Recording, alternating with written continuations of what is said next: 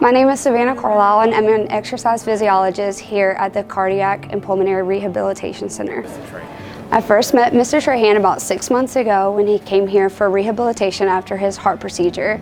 Whenever he began the program, he came in an electric wheelchair. Well, my name's Albert Trahan. My friends all call me Bill. It's a nickname from way back. Don't do a lot now. My health has declined. I'm diabetic. I have a heart valve. I have had congestive heart failure twice.